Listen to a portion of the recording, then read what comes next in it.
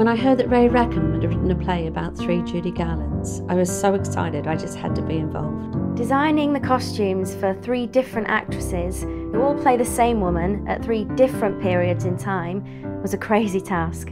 When you think of Judy Garland, well, everybody smiles. They think of Get Happy and Over the Rainbow and the Trolley Song. And the thing about Judy is everybody does love her. The children, they love the girl who played Dorothy. And the grandparents, well, they love the diva who sang in the little black dress. Bringing Judy's story to life is a really exciting opportunity because she was around for so many kind of iconic moments in American history. She was there for the golden age of the MGM musical. She then travelled the world singing in every incredible venue across the globe. And then she was there at the kind of advent of the TV special in the early 1960s. So she was really there in kind of key iconic moments in history. Judy was incredibly glamorous and yet really accessible. She looked every inch the movie star, but she also made you feel like she was your best friend. We have some of the most up-and-coming, innovative, exciting theatre practitioners working on this piece. It's going to be really exciting. No matter how old or young you are, Judy's story resonates. From the first rehearsal at Fulham, I fell in love, and now here we are at the Arts Theatre in the West End, telling her story again, getting our teeth into it. It's just so exciting. Working in the arts is really exciting because it's a really intimate space, which means the audience are really close up to the stage and feel really connected with the action. Part of the challenge comes from finding a way to put across the epic scale of Judy's career and tour in that space, but it's really exciting. Judy's life was a performance. And the fact that we have 3 actresses playing her, Helen Shields, Belinda Wollaston and Lucy Penrose, only really serves to accentuate the performative element of the show. I think that's what separates this show from other Judy Garland stories. It tells the story of those pivotal 3 moments in Judy's life, and it does so at the same time. The actresses, they're always present. You see Judy in her youth, before The Wizard of Oz, and then Judy 25 years later in a television studio. Visually, this production is exciting because it touches in all these key elements. We see Judy in the 30s in a film studio, which is sepia tones and kind of beautifully faded glory. Then we see her in the Palace Theatre in the 50s, which is bright and decadent and kind of dazzling.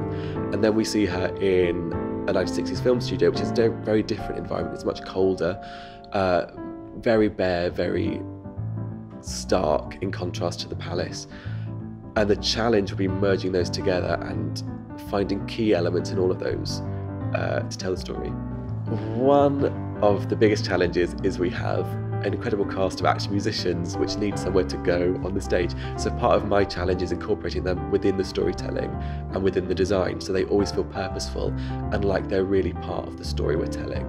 They're not simply onlooking, and they are involved in the storytelling.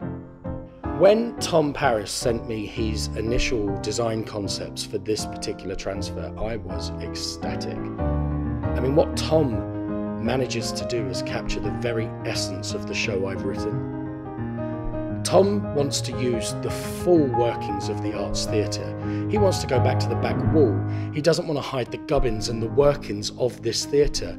What he actually wants to do is expose all of that and then allow the set to have some really cool hidden tricks. I think the section in the Palace is where some of the most iconic Judy imagery comes from. And there's kind of remarkable images of this tiny, tiny woman in this vast sort of curtained space, and she fills that whole auditorium quite famously. And so part of my challenge is to recreate the feeling of that environment, but also the backstage environment that's going on at the same time, because it was wrought with tension and excitement. For me, one of the most exciting challenges working on this production is making these 3 worlds using a combination of set and lighting. We have to tell a really, really fascinating and complex story across 3 different time periods, which as a lighting designer is really, really difficult. You have to use a whole variety of combination of tools, colour, angle, space, but also things like lights that come from a different period. You know, that is a whole different set of tools.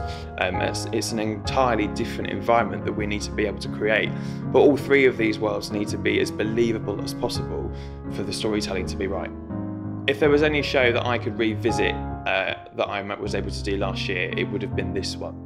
The biggest task for hair and makeup is accurately reflecting Judy as a young woman in her teens, the late 20s, and also her early 40s.